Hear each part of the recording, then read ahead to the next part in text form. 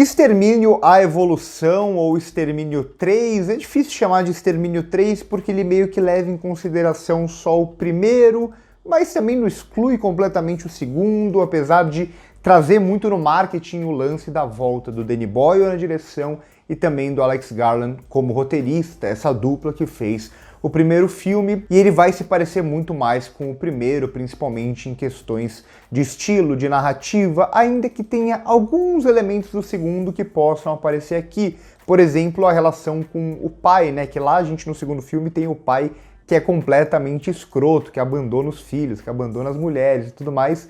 Aqui a gente não tem um pai nesse nível, não tem um pai parecido. Na verdade é quase que o oposto, mas ainda assim tem uma questão paternal meio problemática ali, meio abusiva em algum sentido. E desde o começo do filme já fala bastante sobre essa relação, né? Sobre a relação principalmente das crianças que cresceram nesse mundo, né? Então a gente vê as crianças assistindo Teletubbies antes do massacre começar, o que vai se ligar bastante com o final do filme, que eu não vou dar spoilers, e também provavelmente vai se conectar completamente com o próximo filme que já está gravado e que sai no ano que vem. Mas, de forma geral, isso até faz bastante sentido também com a presença do Alfie Williams, que é o verdadeiro protagonista aqui do filme. Por mais que todo o material de divulgação tenha muito mais do Ralph Fiennes, em algum sentido, que nem aparece tanto assim no filme, mas principalmente do Aaron Taylor Johnson, que eu gosto muito dos dois aqui no filme. O Ralph Fiennes, com tempo limitado, ele é Ralph Fiennes, ele é um monstro, um grande ator. Eu gosto muito também do Aaron Taylor Johnson como esse cara mais atormentado, que conhece melhor aquele mundo e que tenta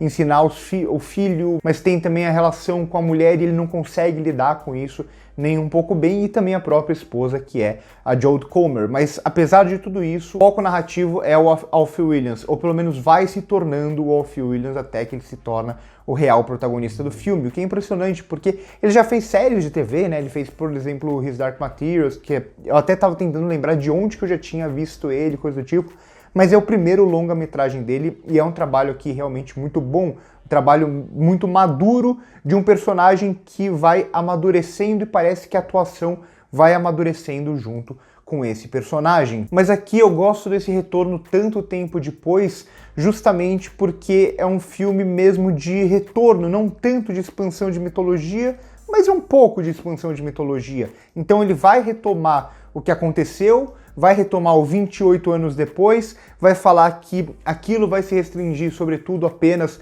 ao Reino Unido, apenas à Grã-Bretanha, que é o grande foco do primeiro filme. Também meio que vai excluir o restante do mundo, apesar de ter um ou outro elemento aqui como um personagem sueco, que tem uma passagem muito boa, inclusive tem uma piada com uma harmonização facial envolvendo esse personagem que é hilária. É um dos momentos de alívio até, inclusive, do filme, de graça, né? Porque é um filme bastante tenso ou denso em muito sentido, mas tem esse momento mais leve que é realmente muito bom. Mas ele, de forma geral, ele é um filme contido também. Ele não vai ser um filme que busca expandir, como eu disse. Ele vai se focar numa população específica, numa aldeia específica e a relação de isolamento dela para com o continente, dela para com a Grã-Bretanha, digamos assim. Então, como eles vão se excluir de alguma forma e parece que o grande mal está lá fora, só que eles vão ter que ir ou eles vão por conta própria, por algum motivo, para esse espaço. E dentro desse espaço, eles vão fazer, o Danny Boyle e o Alex Garland, eles vão fazer o que eles conseguem fazer muito bem, sobretudo nessa construção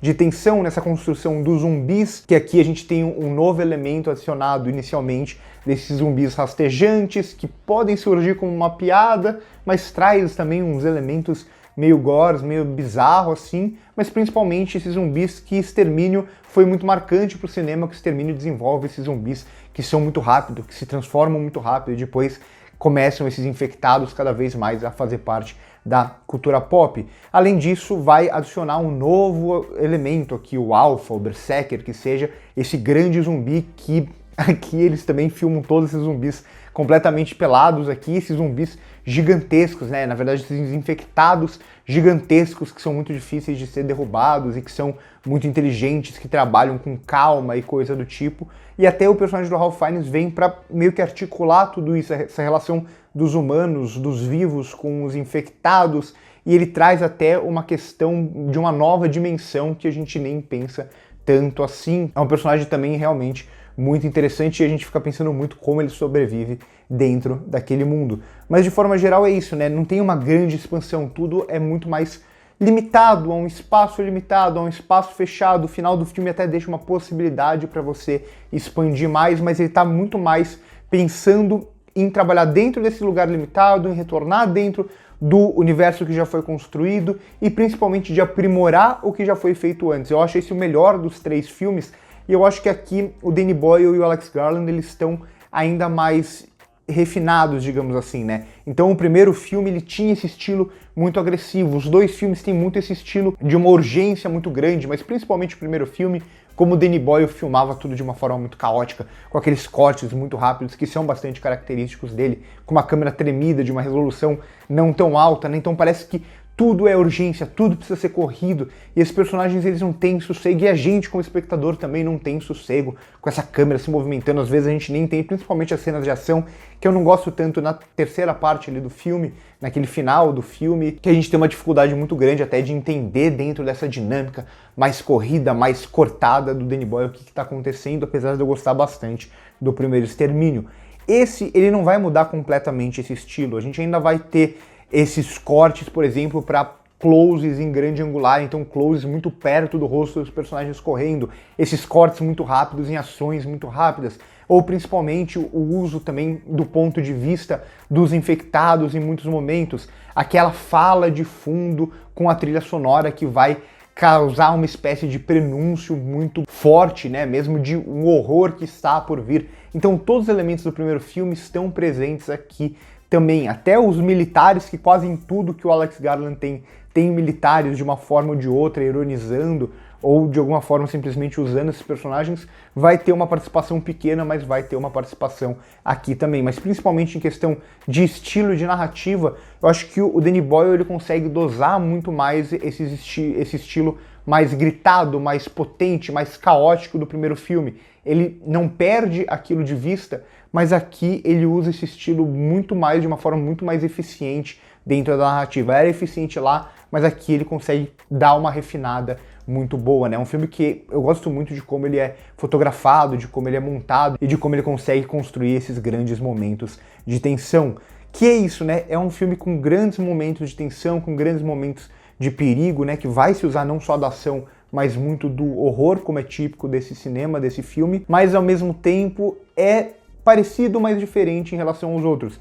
Tem uma urgência aqui, mas essa urgência, ela muitas vezes ela é diluída e o filme ele se permite parar muito mais, refletir muito mais. Em alguns momentos usa isso até para expandir muito mais esse universo, a relação com o bebê, a relação com o personagem do Ralph Fiennes, a relação com o garoto militar sueco. Então o filme ele vai ter essas fragmentações para esse garoto se relacionar com outros elementos que ele não conhecia, já que ele conhecia apenas a vida dele naquela vila. Então, essa abertura dos portões, ele vai conhecer esse novo mundo de perigo que se apresenta diante dele. É um filme que consegue ser mais reflexivo que os outros, inclusive, é um filme que consegue debater mais temas, como eu disse, a própria relação parental aqui é muito presente, né? O papel do pai, o papel da mãe, como eles agem em relação ao garoto e como o garoto enxerga cada um deles. Então é um filme que consegue fazer tudo isso sem perder o lugar de urgência mesmo, né? Que ainda tá presente aqui, mas a gente tem um desenvolvimento maior desses personagens. No primeiro filme a gente não tinha tanto isso, né? O personagem ele sai para aquele mundo, a gente não sabe exatamente quem é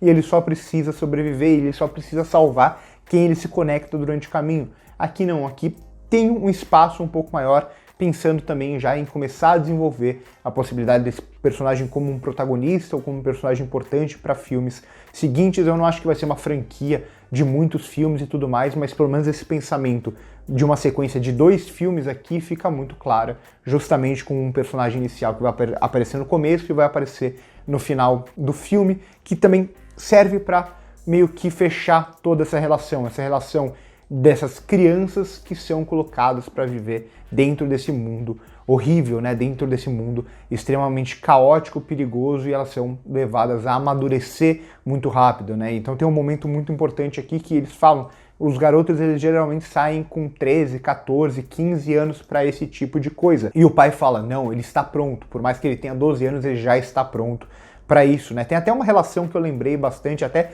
pela fisionomia do garoto, que eu lembrei bastante do God of War também, essa relação de pai e filho inicial e tudo mais, por mais que aqui o garoto meio que comece a brilhar sozinho posteriormente.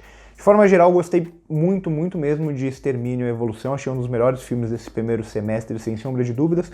Eu tinha uma expectativa boa, porque eu gosto muito do primeiro, o segundo, que é mais criticado, eu gosto também, menos, mas gosto, mas esse daqui talvez seja o mais bem resolvido dos três, seja o filme que não é um filme super complexo ou coisa do tipo, não tenta expandir nada disso, mas o que ele tenta construir, a jornada que ele tenta construir com esses personagens, expandir esse mundo com novos elementos para essa mitologia, eu acho que é tudo muito bem articulado e principalmente tudo muito bem pensado em questão de estilo mesmo. O Alex Garland, inclusive, ele é um roteirista muito bom para desenvolver personagens em meio a uma ação, em meio a uma urgência, ele faz isso muito bem aqui de novo. Então espero que vocês gostem do filme que já chega hoje em cinemas brasileiros. Curte esse vídeo se você gostar, se inscreve no canal se ainda não é inscrito, muita gente assistindo aos vídeos sem se inscrever, e no primeiro comentário fixado tem as minhas outras redes sociais, tem meu curso de crítica de cinema, tem também o meu cineclube. Por hoje é isso e corta.